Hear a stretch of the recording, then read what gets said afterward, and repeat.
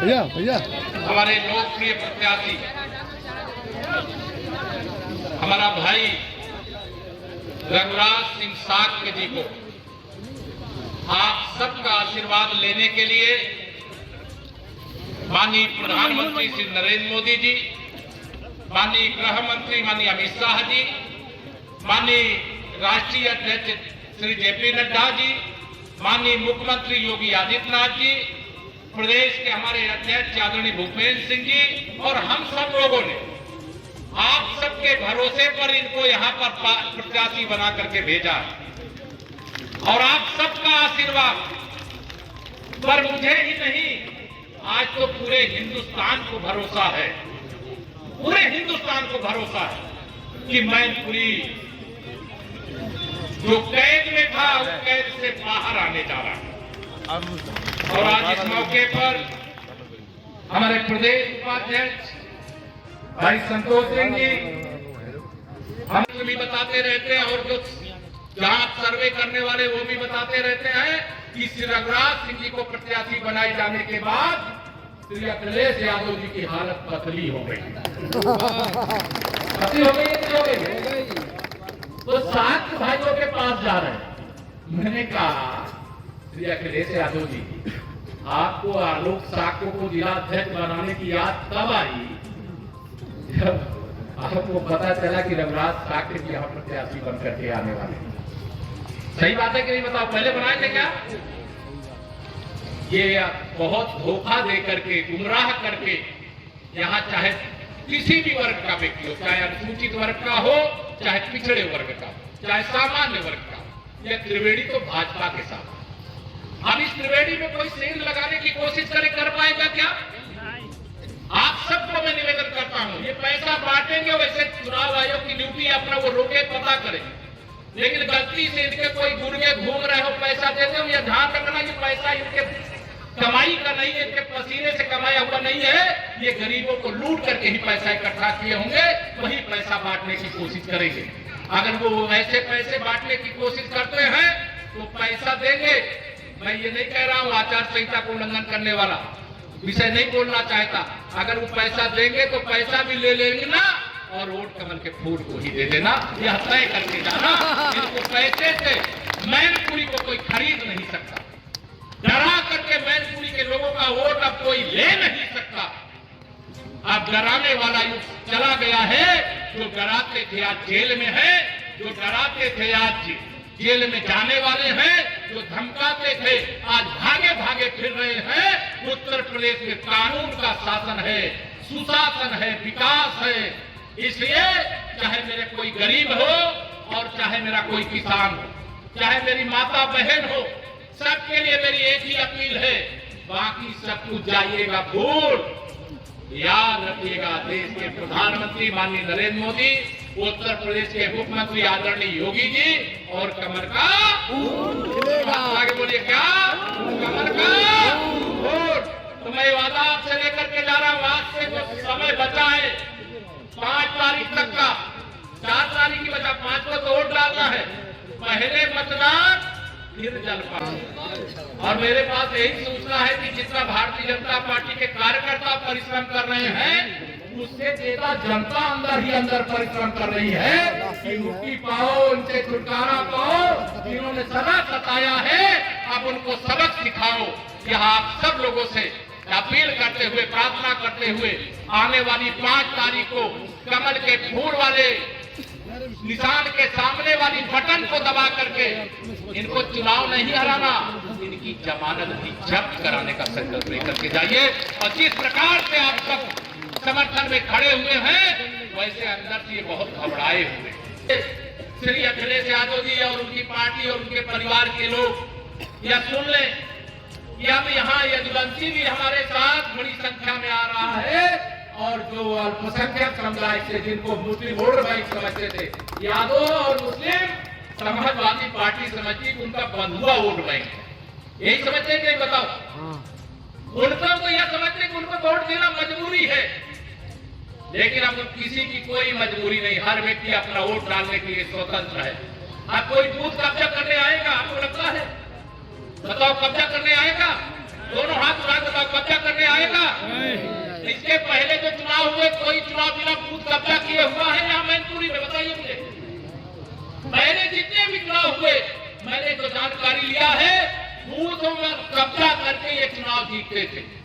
अगर ईमानदारी से वोट पहले भी पड़ जाता तो यहाँ समाजवादी पार्टी समाजवादी पार्टी पहले ही बन जाती। मैं आप सब लोगों को आज यहाँ पर आह्वान और अपील करने के लिए आया हूँ और यह कहने के लिए आया हूँ कि यहाँ से रघुराज जी को आप विजयी बना करके भेजेंगे तो केंद्र सरकार का खजाना उसका भी हिस्सा मैनपुरी को मिलेगा और प्रदेश सरकार का खजाना उसका भी हिस्सा आपको मिलेगा। दोनों खजानों से विकास की सौगात की बरसात होगी।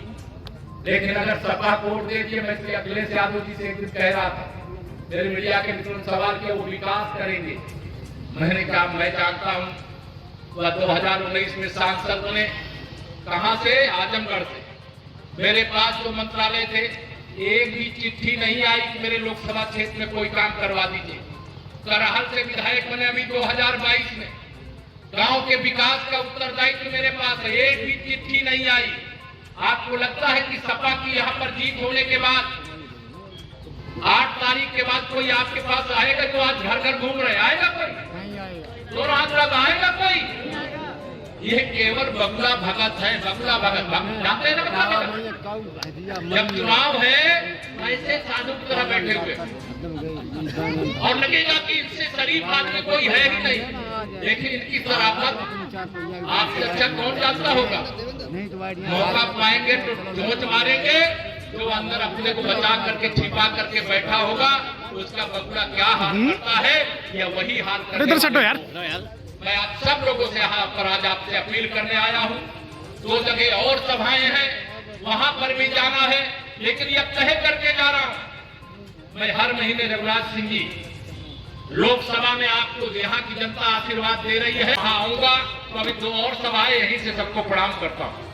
मैं अपने नौजवानों का आह्वान करता हूँ, यह चुनाव नहीं है, यह आपके उज्जवल भविष्य का एक ऐसा पथ निर्माण होने जा रहा है जिसमें न गुंडागर्दी, न भ्रष्टाचार, न अत्याचार, इससे बाहर निकालने का यह मौका आपके हाथ में आया। हमारी मातृशक्ति भी बैठी, मेरे पत्रकार मित्र भी आज यहाँ पर है। मुझे तो खुशी इस बात की हो रही है जो समाजवादी पार्टी के अध्यक्ष श्री अखिलेश यादव जी अपने भाई के लिए एक दिन भी प्रचार करने आजमगढ़ नहीं गए थे, आज उनको मैनपुरी में गली गली घूमना पड़ा। जो श्री शिवपाल सिंह यादव जी लंबी चौड़ी हाँकते हैं, जो लंबी चौड़ी हाँकते हैं उनको ये पता है कि आसमा चाहे एक रहे चाहे अलग अलग रहे, कमल का फूल खिलने से रोक नहीं सकते हैं। और मैं आप सबके सामने एक बात और, मुझे अभी धीरे धीरे मंच में हमारे तमाम वरिष्ठ नेताओं ने बताया कि लोगों के पास पैसा बहुत है, पैसा बांट रहे हैं, सही बात है ये, और पैसा बांट रहे हैं तो मेरे भाइयों बहनों पहले तो चुनाव आयोग इनको बांटने से रोके, उसकी शिकायत की जाएगी।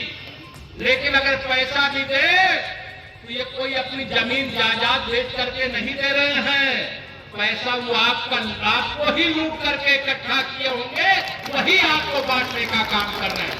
रघुराज सिंह साथी के पास उतना पैसा नहीं है, लेकिन आपके साथ कंधे से कंधा मिला करके आपके सुख का आपके दुख का साथी बना रहने की ताकत जरूर है। और मैं यहाँ पर आप सबको कह करके जा रहा हूँ, ये मैनपुरी लोकसभा उपचुनाव, ये आजमगढ़ का चुनाव हमारे लिए बहुत कठिन था और श्री अखिलेश यादव जी के चच्चा रामपुर मोहम्मद आजम खां के गढ़का लोकसभा चुनाव भी हमारे लिए कठिन था, लेकिन मैनपुरी लोकसभा का चुनाव हमें कठिन नहीं लगता है। आपको लगता है क्या? दो हाथ लगो, लगता है क्या?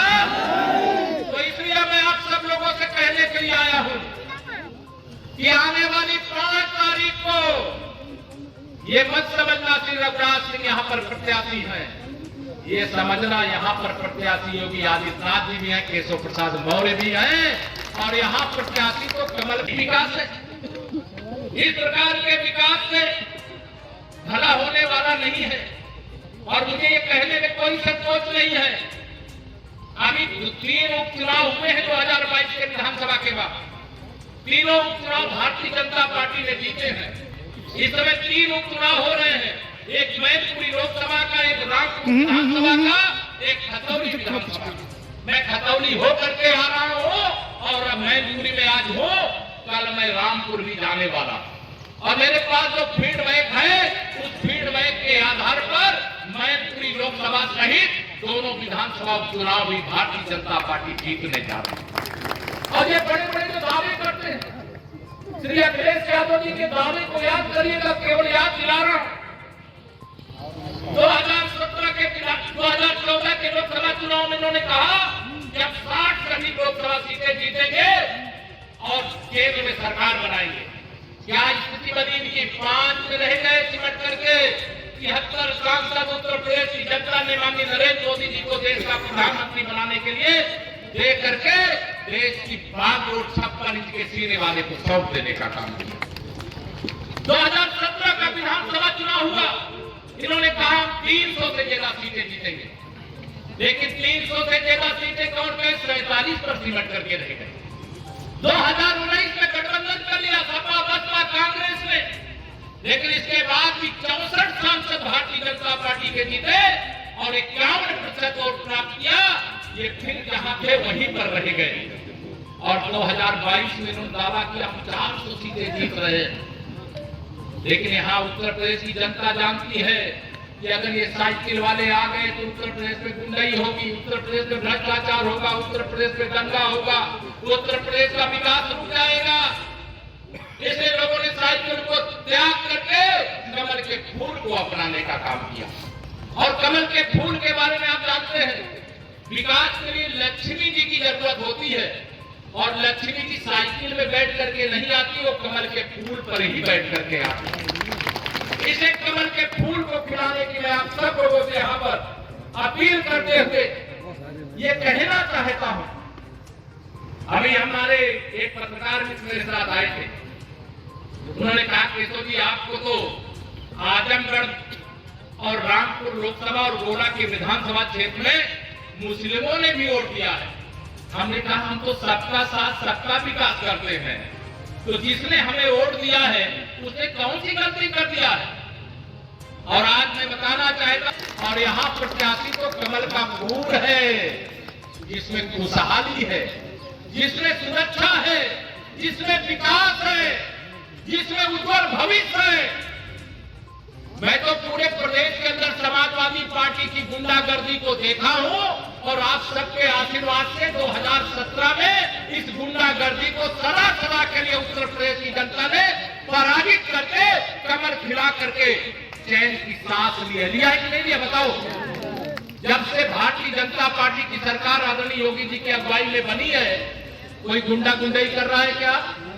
दोनों हाथ उड़ा कर रहा है क्या कोई गुंडा गुंडाई?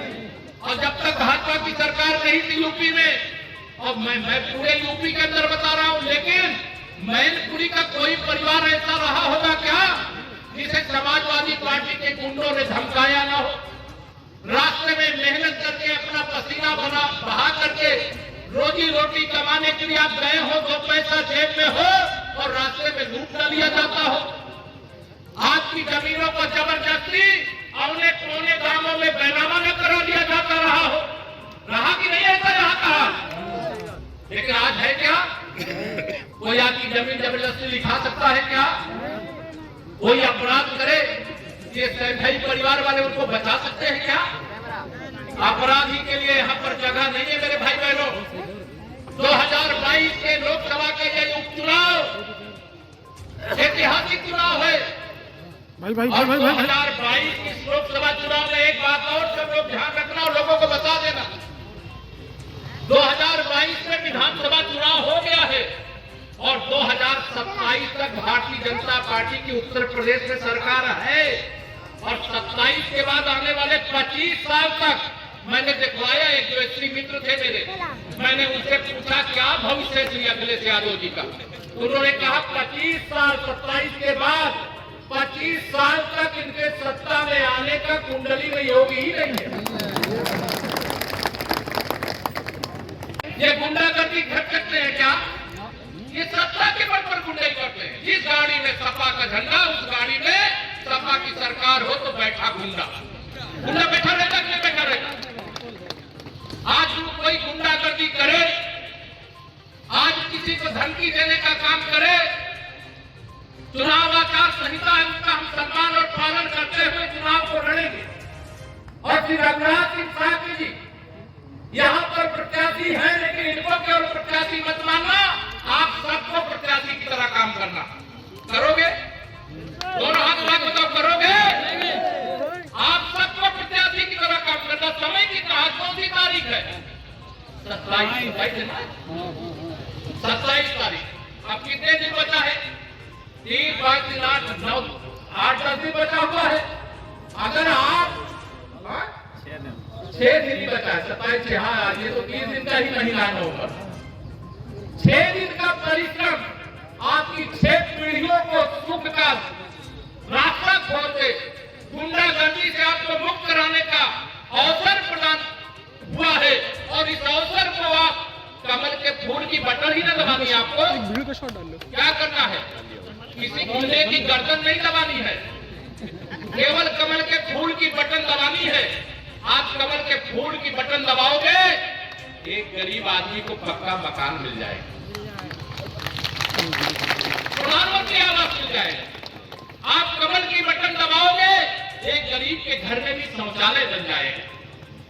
आप कमल की बटन दबाओगे, गरीब के घर में भी गैस के चूल्हे पर उसका नाश्ता और भोजन बन जाएगा।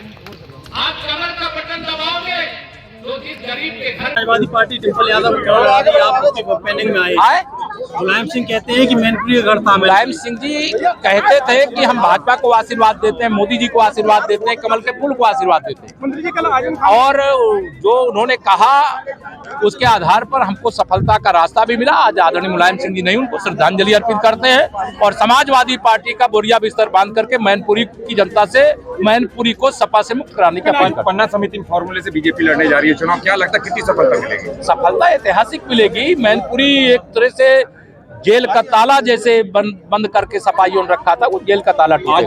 आजमगढ़ में आजम खान ने पीसी की है। उन्होंने कहा है कि अखिलेश जी जब रामपुर आएंगे तो मैं उनसे आग्रह करूंगा कि चुनाव कमीशन से बात करके बीजेपी प्रत्याशी को जीता हुआ घोषित कर दें।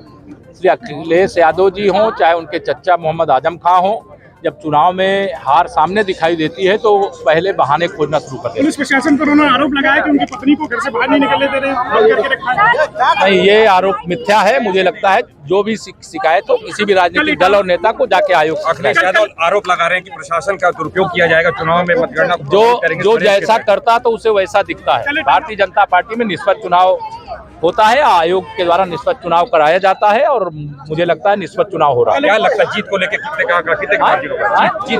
अब ये तो जनता के वोट के आधार पर होगा, लेकिन जीत सुनिश्चित है, ये मुझे लगता है। कल इटावा में कुछ सपा के लोगों ने अंदर अनाउंसमेंट में घुस करके समाजवादी पार्टी डिम्पल यादव के जिंदाबाद के नारे। क्या किया है? कल इटावा में अनाउंसमेंट होता है रेलवे स्टेशन पे, सपा के कार्यकर्ताओं ने घुस नहीं, अगर कोई इस तरह से कर रहा है तो गलत, जिंदाबाद के नारे लगाए। वो गलत, इससे वो चुनाव नहीं।